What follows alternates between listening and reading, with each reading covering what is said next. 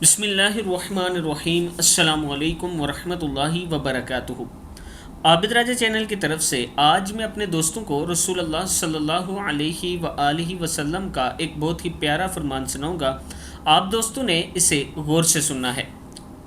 سیدہ عائشہ صدیقہ رضی اللہ تعالیٰ عنہ فرماتی ہیں کہ نبی اکرم صلی اللہ علیہ وآلہ وسلم میرے گھر تشریف لاتے تو پوچھتے کچھ کھانے کو ہے؟ میں کہتی نہیں تو آپ صلی اللہ علیہ وآلہ وسلم فرماتے ٹھیک ہے، تب میں روزے کی نیت کر لیتا ہوں۔ ایک دن آپ صلی اللہ علیہ وآلہ وسلم میرے پاس تشریف لائے تو میں نے عرض کی اللہ کے رسول صلی اللہ علیہ وآلہ وسلم کچھ تحفہ آیا ہے۔